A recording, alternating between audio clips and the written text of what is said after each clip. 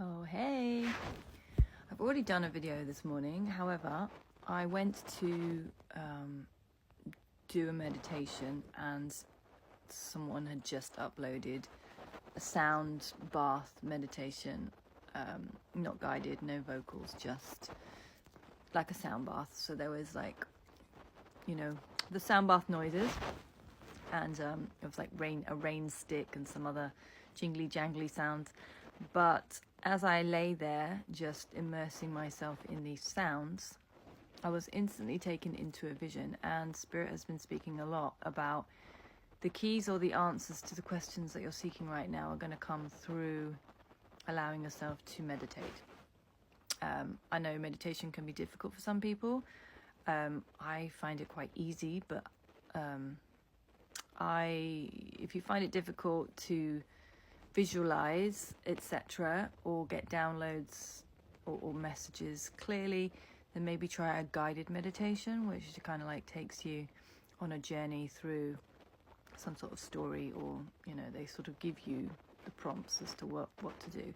However, this was just sounds, and instantly I was outside this temple with a big opening, and this path rose out of the womb of the temple, I want to say, the dark opening.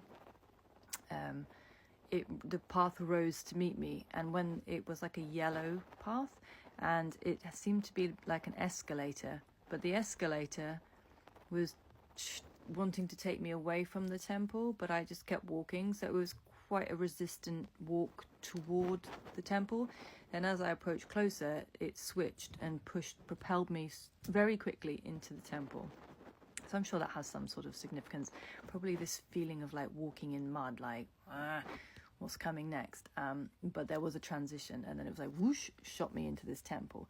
As I approached in the temple, I walked the steps, and there were these 4 big like Grecian pillars, like a patio before I went into the big square opening of the temple. And right to the right of me, before I went into this temple, was a little monk dressed in red. It was at that moment that I realized I was about to enter into myself. I was the temple, and here I was at the womb of the temple with this little guy dressed in red giving me it's like, oh, I'm at my root chakra, and this is going to be an exploration of me. I am this temple. This is my body. This is the inner workings of me. And I was traveling into it. I got to the root. I walked in, and then I knew I was at the next chakra. And on the floor there was this, I need to look it up, there was a specific cross shape in orange and black. And in orange and black. And then I kept walking, and then I got to a red, an orange. What was it? Orange. Yes, orange. Yeah, it was like a big flame.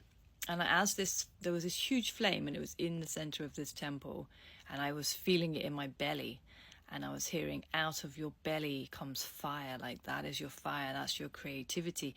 And there was loads of people in this temple coming to warm themselves around my inner fire, and I could physically feel it in my own belly, also witnessing or watching it. And then there was people sort of on the sidelines watching the fire, but they were taking notes. They were like writing notes, and they were learning, or they were listening, but I wasn't even aware they were listening. So there was people taking notes or listening in to this fire, and then, as I say, other people were taking warmth. And then it traveled up, and I found myself in the chamber of my own heart, and it was this bright green heart that was like a video screen, like a projector, and within the 3D-ness of this huge green heart were all these images being relayed to me of things that were dear to my heart, like memories and people and situations, and I was just watching it like this video playing.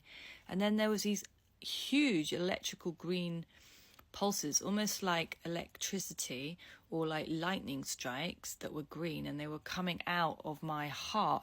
And I realized the heart is the center of everything we do, and it had this magnetic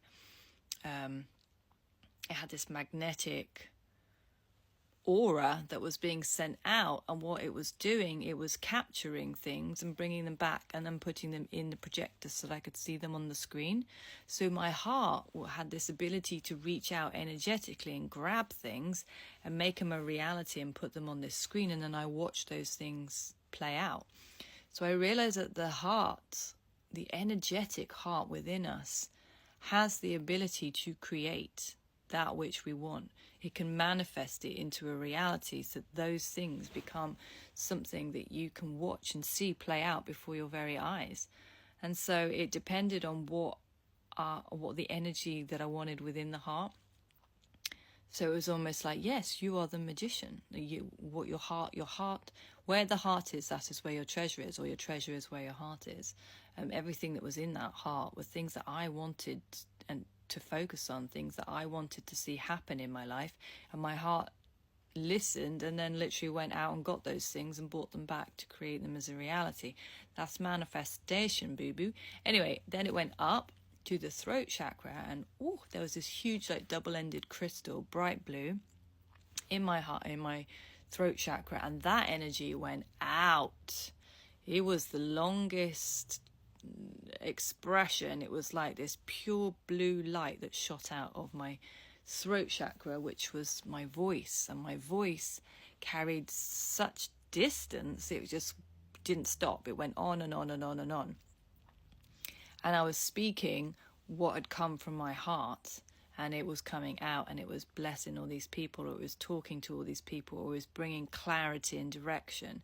It had a very long reaching point.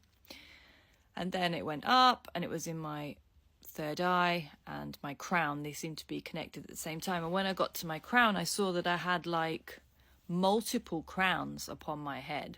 And I was like, oh, I don't just have one crown. And then, you know, like these old art pieces, they have like almost like a yellow glow or a halo around their head. It was like that.